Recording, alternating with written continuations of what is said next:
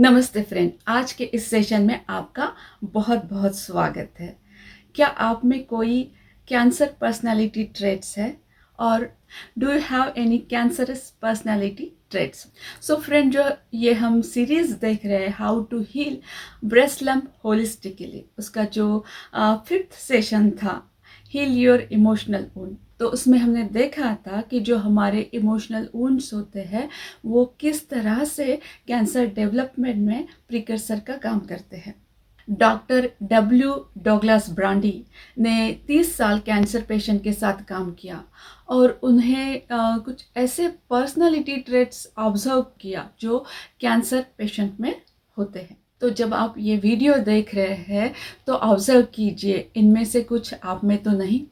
अगर कुछ आपसे रेजोनेट करते हैं तो थैंकफुल फील कीजिए, क्योंकि जब आपको पता चल गया है सही वक्त पे तो आप इनको चेंज करने का पावर रखते हैं। तो देखते हैं कि ये पर्सनैलिटी ट्रेट्स क्या हैं। सबसे पहला ट्रेट होता है कि आप हाईली कॉन्शियस होते हो, caring, dutiful, responsible, hard working और more intelligent than the average. Friend, ये सारे बहुत अच्छे पर्सनालिटी ट्रेट्स हैं, तो इसमें बुराई क्या है? फ्रेंड्स, इसमें बुराई तो बिल्कुल भी नहीं है, मगर इसका फ़ायदा ऐसे लोग लेते हैं जो ग्रीडी होते हैं, सेल्फिश होते हैं, नार्सिस्ट होते हैं। इस कारण से आपके पास बहुत सारे इमोशनल वुंड क्रिएट होते हैं जिसे आप एक्सप्रेस नहीं कर पाते हो, और फिर यही सारे कारण होते हैं कैंसर के या ब्रेस्ट लम्प को प्रिकर्सर के लिए। इसमें दूसरा है कि आप में एक बहुत बड़ी टेंडेंसी होती है कि आप दूसरे लोगों के जो बर्डन है, प्रेशर है, उनको भी अपने ऊपर ले लेते हो, उनको अपने ऊपर कैरी करते हो और उनके बारे में चिंता भी करते हो। थर्ड ट्रेट है कि आपके अंदर एक नीड होती है कि आप हर किसी को, मीन्स आपके आसपास के जो लोग हैं, आपके फैमिली मेम्बर्स, फ्रेंड्स जो भी है, उन्हें आप खुश देखना चाहते हो, हैप्पी देखना चाहते हो, और उसके लिए आप कुछ भी करने के लिए तैयार होते हो। तो just like a people pleaser, और हर बार आपको अप्रूवल की ज़रूरत होती है। छोटी छोटी चीज़ों में भी आप दूसरे के अप्रूवल को मान्यता देते हो, चाहे वो चीज़ बहुत छोटी सी हो, मगर आपको अप्रूवल ज़रूरी होता है। डॉक्टर डब्ल्यू.डी. डोगलास ने ये भी ऑब्जर्व किया कि बहुत बार 4th ट्रेट में बहुत बार देखा गया है कि आपके जो पेरेंट्स होते हैं उनमें से एक के साथ या दोनों के साथ आपकी क्लोजनेस नहीं होती है।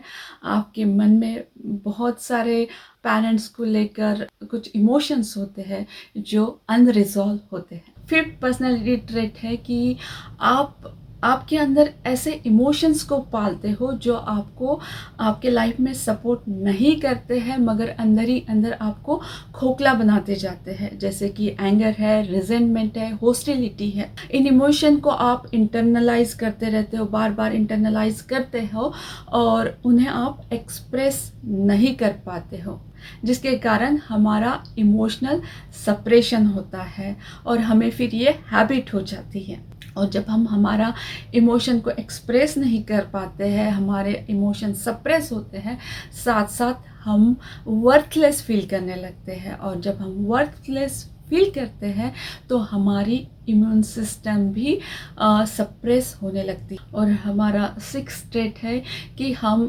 जो स्ट्रेस फुल इवेंट होती है उन्हें प्रॉपर तरह से हैंडल नहीं कर पाते हैं और बहुत ही अलग तरह से रिएक्ट हो जाते हैं, जैसे कि बहुत ज़्यादा घबराहट होना या पैनिक आना।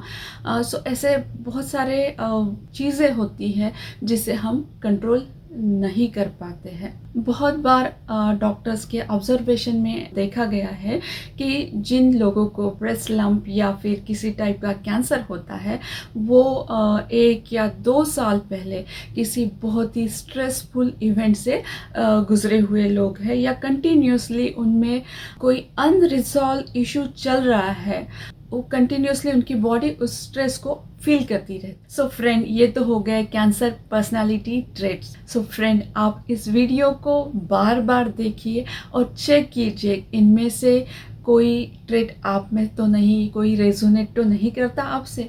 सो फ्रेंड, जब आप इन सारे पॉइंट को समझते हैं तो हैप्पी फील कीजिए, क्योंकि आपकी जो अंडरस्टैंडिंग है वो डीप होती जा रही है।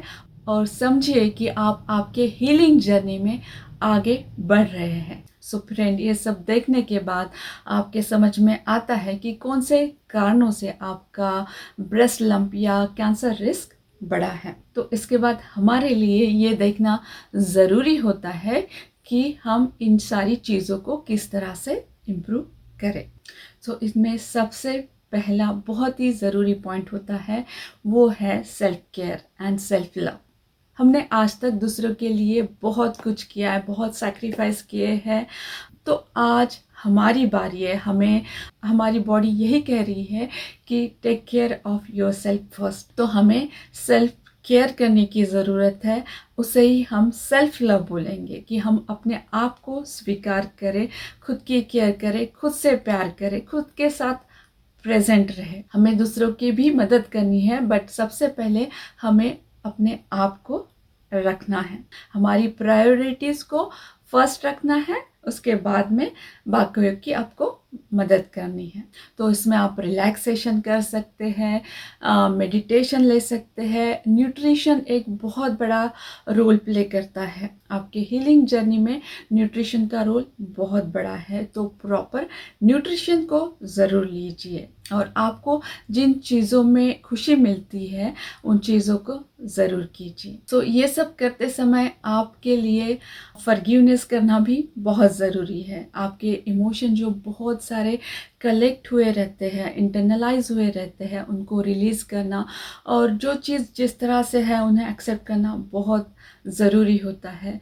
तो चीज़ों को एज इज़ एक्सेप्ट कीजिए और फॉरगिव कीजिए, लोगों को छोड़ दीजिए। उससे उन्हें कोई फ़ायदा होगा नहीं होगा हमें पता नहीं, मगर इससे हमें फ़ायदा ज़रूर होगा। हमारे इमोशंस क्लियर होंगे। तो फॉरगिवनेस मीन्स ये नहीं कि लोगों को कुछ भी करने के लिए अलाउ करना या उनको जो भी किया है उसको एक्सेप्ट कर लेना, नहीं। उसके लिए हमें क्लियर बाउंड्रीज को बनाना पड़ेगा, एक्सेसिव काइंडनेस को स्टॉप करना पड़ेगा। एक बाउंड्रीज अपने लिए बनाइए, दूसरे लोगों के लिए बनाइए और बहुत ही क्लियर तरीके से उन्हें बताइए कि ये आपकी बाउंड्रीज है, इससे अंदर आपको आना नहीं है।